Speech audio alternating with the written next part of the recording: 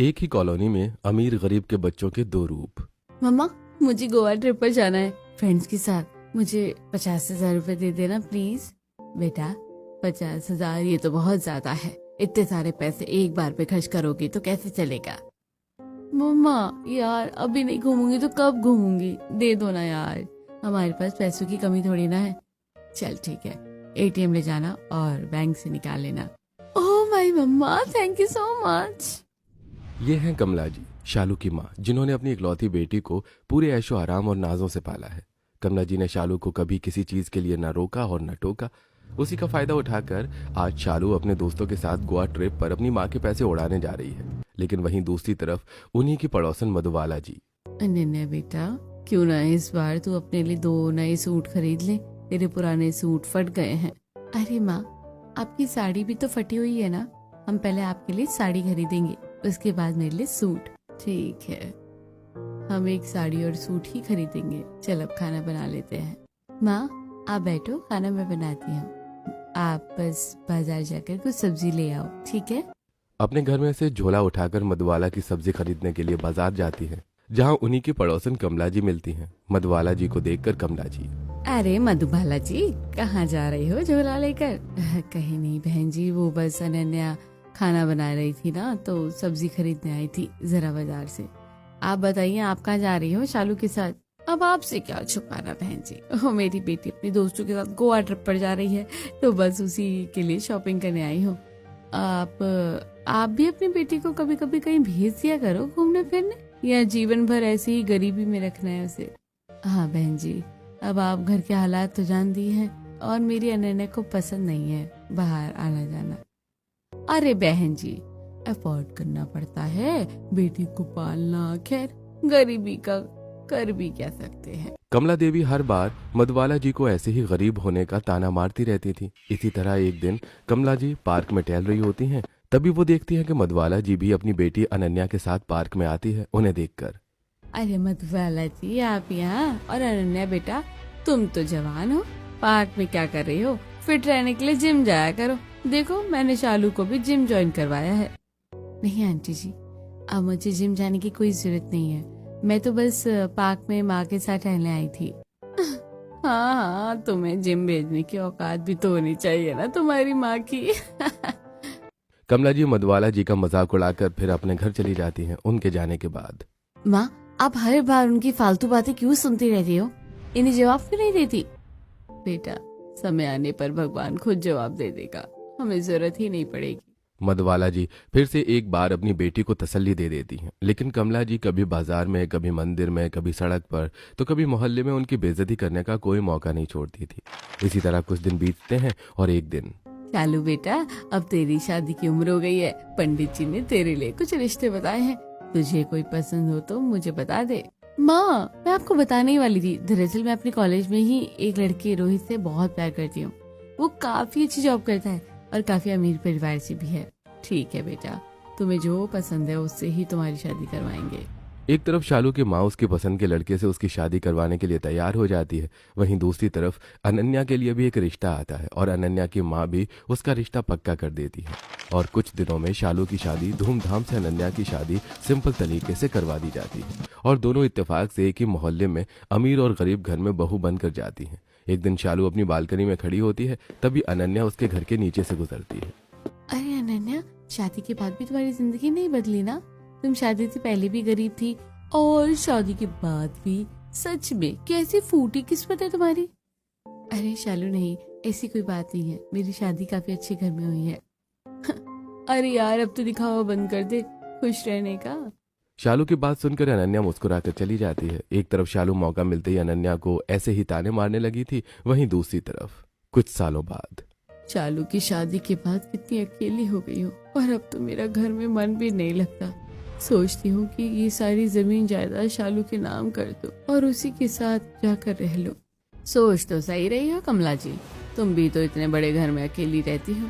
आखिर अब कब तक अकेली रहोगी। हाँ, मैं भी यही सोच रही हूँ। तो चली जाओ, लेकिन आजकल किसी पर भरोसा मत करना, अपने बच्चों पर भी नहीं।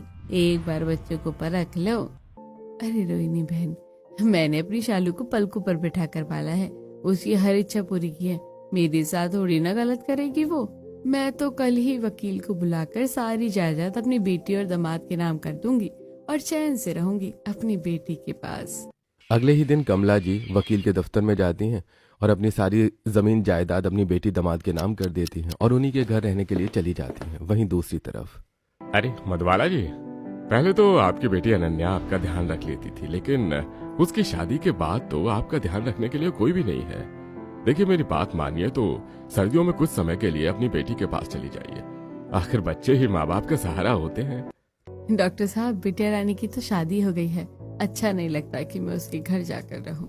हाँ, लेकिन मैडम जी अपनी तबीयत से ज्यादा जरूरी तो कुछ नहीं है, बाकी आपकी मर्जी है। ध्यान रखिए अपना, दवाइयाँ समय पर लेते रहिएगा। क्या सच में डॉक्टर साहब सही कह रहे थे? मैं कुछ दिन अनन्या के पास जाकर रहूं क्या?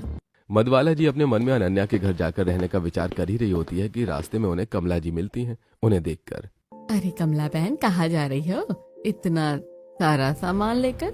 और मैंने सुना है तुमने अपना घर बेच दिया। हाँ, अकेले रहने से अच्छा है कि अपनी बेटी के पास रहो। मैंने अपनी सारी प्रॉपर्टी शालू के नाम कर दी। अब बुढ़ापे में इंसान अपने बच्चों के पास ही तो रहता है, तभी बुढ़ापा चैन से कटता है। सही कह रही हो बहन, जाओ जाकर रह लो बिटिया के साथ। कमला जी से बात करके मधुबाला जी अपने घर लौटी हैं और खाना पकाते समय, क्या मुझे भी अनन्या के पास जाकर रह लेना चाहिए? हमेशा के लिए नहीं, लेकिन थोड़े दिनों के लिए तो चली ही जाती हूँ। मधुबाला की भी अपनी बेटी के यहाँ जाने का मन बना लेती है, लेकिन कमला जी जब अपनी बेटी शालू के घर पहुँचती है तब उन्हें देखकर शालू, अरे मम्मी, आओ घर के अंदर आओ। कैसे आना हुआ आज आपका, वो भी इतना सारा सामान लेके? बेटा, मैं अकेली कहाँ रहती, इसलिए तो मैंने सारी जमीन जायदाद प्रॉपर्टी तुम्हारे और दामाद जी के नाम की है कि मेरा बुढ़ापा अपने बच्चों के साथ गुजर जाए। हे भगवान, क्या मम्मी हमेशा हमारे साथ रहोगी? अरे यार, रामू भैया जरा सामान उठा लेना। जी मालकिन। राजू कमला जी का बैग उठाकर घर के अंदर लेकर आता है और शालू से पूछता है, मालकिन ये बैग और अटैची कहाँ रख दूं? एक काम करो, अभी तो मम्मी का सारा सामान गेस्ट हाउस में रख दो। शाम को रोहित के आने के बाद हम मम्मी का रूम डिसाइड करेंगे। हाँ बेटा, कोई बात नहीं, मैं तो कहीं भी रह लूंगी। मैं तो यहाँ सिर्फ अपने बच्चों के साथ रहने के लिए आई हूँ। अब बुढ़ापे में अकेले अकेले मेरा मन नहीं लगता। हाँ, और आ गई हमारी जिंदगी में दखलंदाजी करने यहाँ पर, अब इन्हें झेलना पड़ेगा। कमला जी की बेटी शालू अपनी माँ की जायदाद लेने के बाद भी उन्हें देखकर खुश नहीं हुई। वहीं दूसरी तरफ मैं कुछ दिनों के लिए अनन्या के पास उसके घर हो आती हूँ, तबीयत ठीक होने के बाद वापस आ जाऊंगी। और इस तरह मधुबाला जी अपनी बेटी अनन्या के पास उसके ससुराल में रहने चली जाती हैं और मधुबाला जी को देखकर अनन्या, अरे माँ, तुम आ गई। मैं तो कब से तुम्हारा इंतजार कर रही थी। आओ तुम घर के अंदर आओ। हाँ बेटा, वो डॉक्टर साहब ने भी कहा था कि सर्दियों का समय है और बीमारी में अकेले रहना ठीक नहीं है, इसलिए तुम्हारे साथ आकर रह लो। बिल्कुल ठीक कहा माँ। अब आप इस रूम में आराम से बैठो और मैं आपके लिए चाय बना कर लाती हूँ। एक तरफ अनन्या अपनी माँ मधुबाला जी के लिए खुशी खुशी चाय बना रही होती है तो वहीं दूसरी तरफ शालू छत पर खड़ी होकर, अरे यार रोहित, मम्मी हमेशा के लिए हमारे साथ रहने के लिए आ गई है। तुम यार बिजनेस ट्रिप पर चले गए हो। तो मैं क्या करूं, तुम्हारी माँ है, मैंने तो पहले ही कहा था अपनी जमीन जायदाद अगर वो तुम्हारे नाम करेंगी तो उनका ख्याल भी रखने की जिम्मेदारी तुम्हारी ही ऊपर आएगी। फोन रखकर शालू मन ही मन अपनी माँ को बोझ समझ रही थी। इसी तरह कुछ दिन तो ठीक से बीतते हैं। फिर एक दिन रसोई में, रामू, शीला, ये लो तुम दोनों का हिसाब, आज के बाद काम करने के लिए मत आना। लेकिन मालकिन क्यों, हमसे कोई गलती हुई है क्या? नहीं, मुझे नई नौकरानी मिल गई है, वो भी बिल्कुल फ्री। शालू अपने घर के नौकरों को काम से निकाल देती है और उनके जाने के बाद देखती है कि कमला जी हॉल में उसके 5 साल के बेटे के साथ टीवी देख रही थी। उन्हें देखकर, माँ क्या लगा रखा है पूरा दिन, आप टीवी देखती रहती हो? आपके साथ में रहकर ये भी बिगड़ रहा है, थोड़ा बहुत काम करने में मदद कर दिया करो। अरे बेटा, नाराज क्यों होती है? नौकर है तो सही काम करने के लिए, तू परेशान हो रही है। नौकर हैं, अब नहीं है, लेकिन अब मैंने उन्हें निकाल दिया क्योंकि अब आपके खर्चों के साथ साथ नौकरों का खर्चा भी हम नहीं उठा सकते। मेरा खर्चा? लेकिन बेटी, मेरा तो जो कुछ था वो मैं तेरे नाम कर चुकी हूँ ना। अब क्या तू मुझे 2 वक्त की रोटी तक नहीं खिला सकती? माँ, वैसे ही महंगाई इतनी बढ़ गई है, घर खर्च चलाना कितना मुश्किल हो गया है। एक काम करो, आज से आप ही घर के झाड़ू पोछा, बर्तन साफ सफाई और खाने का काम देख लो। ठीक है बेटा, मैं कर लूंगी, मुझे कोई आपत्ति नहीं है। मैं अपने घर पर भी तो काम करती थी ना। चलो अब तो मजा आ जाएगा, नौकरों के कपड़े बचेंगे और घर का सारा काम काज भी हो जाया करेगा। एक तरफ अपनी माँ को नौकरानी बनाकर शालू खुश हो रही थी, तो वहीं दूसरी तरफ अनन्या। बेटा मुझे माफ कर दे, एक तो तू वैसे ही इतनी तंगी परेशानी में रहती है और मैं आ गई खर्चा बढ़ाने। क्या कह रही हो माँ? बचपन से लेकर अब तक पापा के जाने के बाद आपने मुझे अकेले ही तो संभाला है। मुझे पाला पोसा पढ़ाया लिखाया, और बुढ़ापे में क्या हम आपकी सेवा नहीं कर सकते? हाँ माँ। अनन्या, माँ के बिस्तर अमर के साथ पलंग पर लगा दो। दोनों नानी पोता साथ में सो जाएंगे और हम जमीन पर बिस्तर लगा लेंगे। अरे दामाद जी, ऐसे कैसे कह रहे हैं आप भी? हाँ माँ, तुम हमारे लिए घर आई हो और हमारा फर्ज है अपने माँ बाप की सेवा करना। अनन्या और उसका पति निखिल मधुबाला जी को न केवल प्रेम बल्कि सम्मान भी दे रहे थे। अब शालू की मां कमला जी उसके घर में दिन भर काम करती थी। एक दिन वो घर के बाहर की सफाई कर रही होती है कि तभी अरे शालू की माँ लग रही है, ये क्या कर रही है? शालू अपनी माँ को घर से काम करवा रही है, वो भी इतनी ठंड में। हाँ बहन जी, लेकिन अभी कुछ दिनों पहले तो हमने सुना था कि शालू की माँ ने अपनी सारी जमीन जायदाद शालू और उसके पति के नाम कर दिए है। अरे बहन क्या बताया जाए, माँ बाप की जमीन ज्यादा लेने के बाद बच्चे बदल जाते हैं और माँ बाप को बोझ लगने लगते हैं। शालू की पड़ोसन बाहर खड़े होकर शालू के बारे में सब बातें कर रही होती है और उसकी माँ कमला जी सुन लेती है। कहीं ये औरतें सच तो नहीं कह रही, कहीं सच में मेरी बेटी ने मुझे नौकरानी बनाकर तो नहीं रख दिया है और मैं अपनी बेटी पर बोझ तो नहीं बन रही। कमला जी अपने मन में सारी बातें सोच ही रही होती हैं, तभी अंदर से शालू की तेज चिल्लाने की आवाज आती है। माँ कहाँ हो? जरा अंदर आओ। आपने क्या इस घर को धर्मशाला बना रखा है? अब सब्जी चढ़ा कर गई थी तो गैस कम कर जाती, अब देखो ये पूरी सब्जी जल गई है। कौन खाएगा इसे? आज आपको खाना नहीं मिलेगा, आप यही सब्जी खाएंगे। लेकिन बेटा मैंने तुझे कहा था ना कि सब्जी गैस पर चढ़ाई हुई है, तो एक बार उसको चला देना। तो क्या मैं यहाँ पर आपकी नौकरानी बनने बैठी हूँ? जब आपको कहा है कि इस घर का काम आपको संभालना है तो अपने हिसाब से देखिए ना। शालू तेज आवाज में अपनी माँ पर चिल्ला रही होती है और उसके चिल्लाने की आवाज बाहर मोहल्ले तक जाती है। उसके बाद मोहल्ले की औरतें फिर से बातें बनाने लगती हैं। वहीं दूसरी तरफ ला बेटा नन्या, तू कितना काम करेगी पूरा दिन? सब्जी काटने का काम मैं कर देती हूँ। नहीं नहीं माँ, तुम रहने दो, तुम आराम करो। इस उम्र में तुमसे काम करवाऊंगी? मैं सब्जी काट के बना दूंगी और गरम गरम फुल्की भी खिला दूंगी। भगवान तुम जैसे बच्चे सभी को दे। अनन्या का पति मजदूर था, उसके घर में गरीबी थी, लेकिन अपनी माँ के लिए प्रेम और सम्मान बहुत था। अनन्या अपनी माँ को एकदम भगवान की तरह रखती थी। लेकिन दूसरी तरफ शालू सारी जायदाद लेने के बाद भी अपनी माँ को नौकरानी बनाकर रख रही थी। एक दिन शालू बेटा, मेरी खांसी दिन पर दिन बढ़ती जा रही है, मुझे डॉक्टर के पास ले चल। लेकिन वो तो जवानी की बात थी ना, अब इस उम्र में आप डॉक्टर के चक्कर लगाओगी? वैसे आज रोहित बिजनेस ट्रिप से वापस आ रहे हैं तो अच्छा खाना बना देना।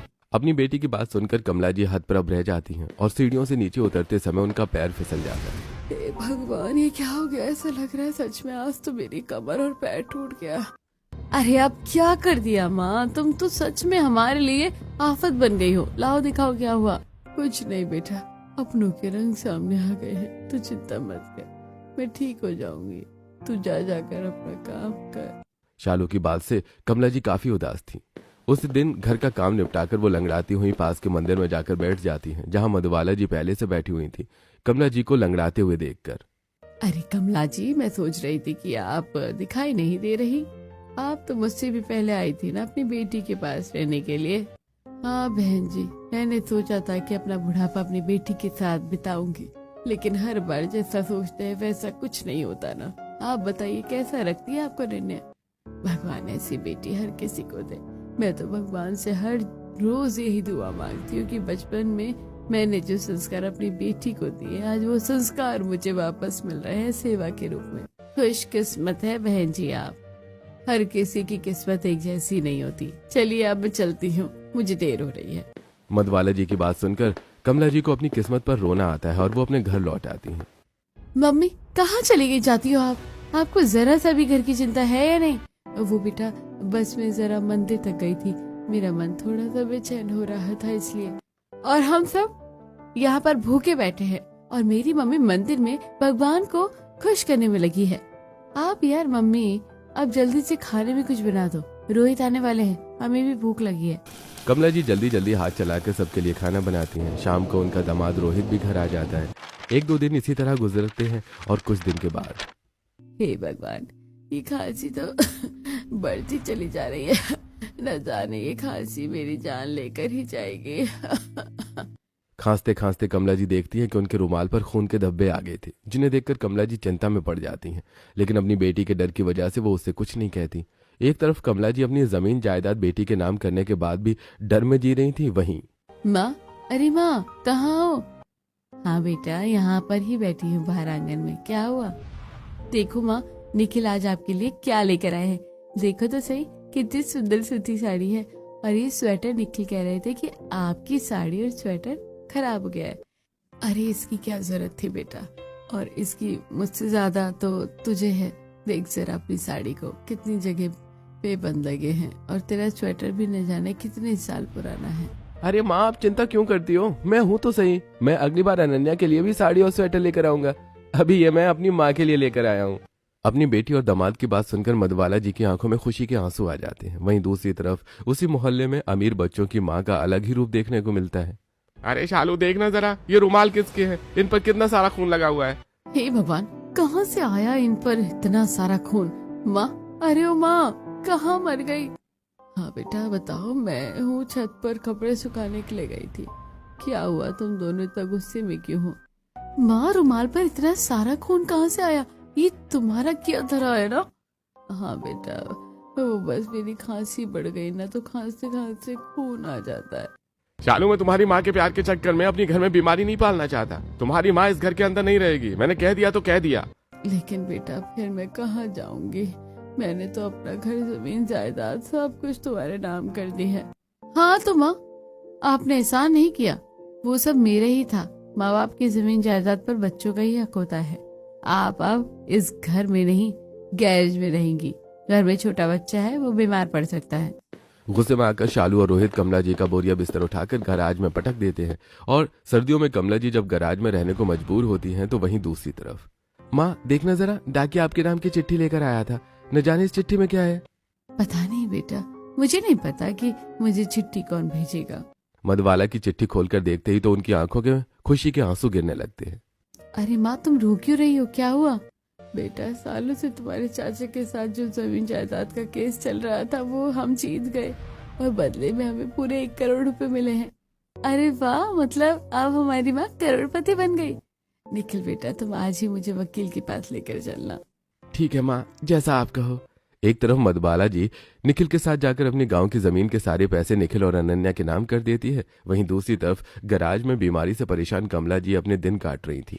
और एक दिन, माँ सुनो, आज मेरी सहेलियाँ आने वाली है घर पर, तो उनके लिए खाना पीना बनाना है। तुम मेरे साथ घर के अंदर चलो। लेकिन बेटा, मेरा चश्मा टूट गया है। कुछ दिन पहले भी तुझे और दामाद जी से कहा था, मुझे कुछ दिखाई नहीं दे रहा है, तो मैं खाना कैसे बनाऊंगी? माँ, तुम्हें जब काम की कहो तब तुम बहानेबाजी करने लगती हो। ऐसे बिना चश्मे के कहीं तुम अंधी नहीं हो जाओगी। चलो अब जल्दी, बहुत काम है। शालू कमला जी के साथ ऐसा ही बर्ताव करने लगी थी। पूरे घर का काम करती थी और उन्हें खाने को रोटी तक नहीं देती थी। आज उसकी सहेलियां आने वाली थी और इसीलिए वो अपनी माँ को काम करने के लिए गैराज से बुलाने आई थी। घर में पहुंचकर, नानी नानी, आप ऐसे क्यों रहती हो? आपकी तबीयत खराब है क्या? आपने तो कितने दिनों से नहाया भी नहीं है। अरे आ रहा हो, इधर आओ, बीमार है तुम्हारी नानी, तुम्हें भी बीमारी हो जाएगी। बेटा, पहले कुछ खाने के लिए दे दे। 2 दिन से तूने मुझे कुछ खाने के लिए नहीं दिया है। कमजोरी की वजह से चक्कर आ रहे हैं। पहले काम कर दो, उसके बाद खाना खा लेना जी भर के। शालू गुस्से में अपनी माँ को रसोई में काम करने के लिए खड़ा कर देती है और एक गिलास दूध बनाकर अपने बेटे को देती है और खुद अपनी बालकनी में जाकर सहेली से बात करने लग जाती है। तभी, नानी नानी, आप ही दूध पी लो। मुझे पता है मम्मी पापा आपके साथ अच्छा नहीं करते। आपको भूख लगी है ना, आप मेरा दूध पी लो। नहीं बेटा, तू पी ले। तेरी माँ ने देख लिया ना, तो मेरे साथ तुझे भी डांट पड़ेगी। अब जबरदस्ती कमला जी को दूध का गिलास पकड़ता है। तभी शालू हॉल के अंदर आ जाती है और कमला जी के हाथ से दूध का गिलास छीनकर फेंक देती है। हद होती है माँ, अब तो मेरे बच्चे का हिस्सा भी खाओगी? कहा था ना काम करके खा लेना। अब सिर्फ तुम काम करोगी तो ही खाने को मिलेगा। अपने प्रति अपनी बेटी का ऐसा व्यवहार देखकर कमला जी की आंखों से आंसू बहने लगते हैं और वो जल्दी जल्दी अपनी बेटी की सहेलियों के लिए खाना बनाती हैं।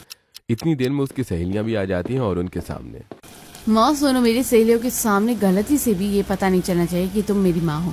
अगर उन्हें पता चल गया ना तो मैं हमेशा के लिए घर से बाहर निकाल दूंगी। ठीक है बेटा, नहीं पता चलेगा बेटा। शालू की सहेलियां डाइनिंग एरिया में बैठकर मजे से खाने का मजा लेती हैं और शालू से कहती हैं, अरे शालू, तेरी नौकरानी के हाथ के खाने में तो वाकई ही गजब का स्वाद है। हाँ यार, मेरे यहाँ पर जब किटी पार्टी होगी तो तुम अपनी नौकरानी को लेकर आना, इसी से खाना बनवाएंगे। अरे नौकरानी, जरा हमारे लिए भी तो कॉफी बनाकर लेकर आना।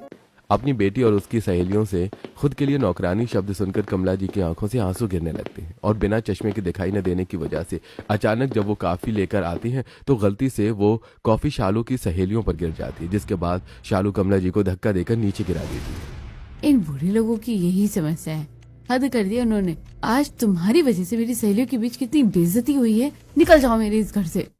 शालू गुस्से में अपनी माँ को घर से बाहर निकाल देती है और अब कमला जी बिल्कुल बेसहारा हो जाती हैं। और वहीं दूसरी तरफ मधुबाला जी ने जो पैसे अपनी बेटी और दामाद के नाम किए थे उनसे अनन्या और निखिल ने एक पार्टनरशिप में बिजनेस शुरू किया था। और एक दिन, सुनो जी, हमें अब मुनाफा अच्छा हो रहा है तो मैं सोच रही हूँ कि एक बड़ा सा घर ले लेते हैं माँ के नाम पर, और गाड़ी भी देखी है मैंने, माँ को आने जाने में परेशानी नहीं होगी। हाँ, अच्छा आइडिया है, आज ही ले लेते हैं।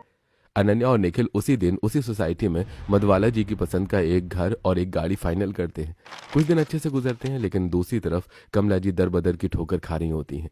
वो दिन में मंदिर में रहती हैं और रात में गुरुद्वारे में, लेकिन उनकी बीमारी की वजह से गुरुद्वारे वाले भी उन्हें बाहर निकाल देते हैं। और वो एक दिन सड़क पर भीख मांग रही थी, तभी अनन्या, निखिल और अपनी माँ के साथ गाड़ी में वहां से गुजर रहे होते हैं और उन्हें देख लेती हैं। उन्हें देखकर, अरे माँ, ये तो कमला आंटी है ना, शालू की माँ, इनकी ऐसी हालत। हाँ बेटा, शायद जैसा मैंने सोचा था वही हुआ। इन्होंने अपनी सारी जमीन जायदाद शालू और उसके पति के नाम कर दी थी और उन्होंने घर से बाहर निकाल दिया। हमें उनकी मदद करनी चाहिए। निखिल और अनन्या कमला जी को लेकर डॉक्टर के पास जाते हैं, जहां उनके फेफड़े का ऑपरेशन होता है, जिसका सारा खर्चा अनन्या देती है। और ठीक होने के बाद अस्पताल में, मधुबाला जी, मुझे माफ कर दो। मैं हमेशा तुम्हें नीचा दिखाया करती थी, लेकिन तुम्हारे संस्कार ने तुम्हारी बेटी को बुढ़ापे का सहारा बनाया और मेरी बेटी आज मुझसे ही दगा कर गई। आंटी जी, आप चिंता मत करो, आपके साथ जिसने गलत किया है उसके गलत का बदला हम जरूर लेंगे। निखिल और अनन्या कमला जी को अपने घर में ले आते हैं। और निखिल, हमें शालू और रोहित को सबक सिखाना होगा। हाँ, मैंने उसका पूरा इंतजाम कर लिया है। हमारे मैनेजर मिस्टर गुप्ता ने रोहित को एक नए स्टार्टअप में पैसा लगाने का झांसा दिया है, जिसकी वजह से रोहित ने अपना घर, मकान सब गिरवी रखकर अपनी सारी जमा पूंजी उस प्रोजेक्ट में लगा दी है। लेकिन अब तुम करोगे क्या? दरअसल वो प्रोजेक्ट नकली है और एक्साइटमेंट में रोहित ने पेपर ठीक से नहीं देखे। कल उसके घर नोटिस जाएगा कि वो बर्बाद हो चुका है। उसकी सारी प्रॉपर्टी अब कमला आंटी के नाम हो चुकी है। अगले दिन सुबह सुबह रोहित के घर एक नोटिस आता है, जिसे देखकर उसके होश उड़ जाते हैं। शालू, हम बर्बाद हो गए। अरे मैंने जिस स्टार्टअप में अपने सारी जमा पूंजी लगाई थी वो फेल हो गया है और हमारा ये घर भी अब बिक चुका है। आज ही हमें ये घर खाली करना पड़ेगा। लेकिन अब हम जाएंगे कहाँ पर? मुझे नहीं पता। देखा तुमने जिस तरीके से अपनी माँ को घर से बाहर निकाला, उसी तरीके से किस्मत ने हमें बेघर कर दिया। शालू और रोहित को अपनी गलती का एहसास होता है और वो मजबूरी में घर से निकलने को मोहताज हो जाते हैं। रोहित जगह जगह नौकरी ढूंढता है, लेकिन निखिल के कहने पर कोई भी उसे नौकरी नहीं देता और वो मजदूरी करने लगता है। एक दिन पंचर की दुकान पर, शायद मेरी गाड़ी में पंक्चर हो गया है, मैं ठीक करा लाता हूँ। कमला आंटी और आप माँ दोनों इसी में बैठो। निखिल अपनी गाड़ी को पंक्चर की दुकान के सामने रोकता है, जहाँ रोहित पंक्चर ठीक करने का काम कर रहा होता है। वो कमला जी को निखिल की गाड़ी में देखकर हैरान रह जाता है। अरे आप यहाँ पर? पता है हम आपको कहाँ कहाँ ढूंढ रहे थे। मैं नहीं जानती कि तुम कौन हो। लेकिन माँ, आप ऐसा क्यों कह रही हैं? मैं शालू का पति रोहित, आपका दामाद। मेरी कोई बेटी दामाद नहीं है। कमला जी की बेरुखी से वहां से निखिल के साथ चली जाती है। वहीं रोहित अपने किराए के घर में जाकर शालू से कहता है, शालू, तुम्हें पता है मैंने माँ को निखिल के साथ देखा। वही निखिल जिसने अभी अभी हमारी सोसाइटी में एक बहुत बड़ा सा घर खरीदा है। हाँ, तुम्हें पता है कि माँ उन्हीं के साथ रह रही है। रोहित, हमसे बहुत बड़ी गलती हो गई है। हमने अपनी माँ का अपमान किया, इसलिए भगवान ने हमें कहीं का नहीं छोड़ा। हमें अपनी गलती को सुधारना होगा। दरअसल रोहित और शालू भिखारी बन चुके थे। उनके पास खाने को रोटी तक नहीं थी और उनका बेटा आरव भी बीमार था। इसीलिए वो अपनी भिखारी वाली हालत में निखिल के घर पहुंचते हैं और वहां जाकर, मुझे माफ कर दो माँ, मैंने आपके साथ बहुत गलत किया। आपकी सारी जायदाद लेने के बाद मैंने आपको नौकरों की तरह रखा, लेकिन अब मुझे मेरी गलती का एहसास हो गया। मुझे माफ कर दो। मैं तुम लोगों को नहीं जानती। मेरी बेटी अनन्या है और दामाद निखिल। कमला जी को सभी मिलकर समझाने की कोशिश करते हैं, लेकिन रोहित और शालू ने कमला जी के साथ जैसा व्यवहार किया था, कमला जी उन्हें माफ नहीं करती और अपनी सारी जायदाद आरव और अंबर के नाम करके वो अनन्या और निखिल के साथ ही रहती हैं और शालू और रोहित भिखारी बनकर।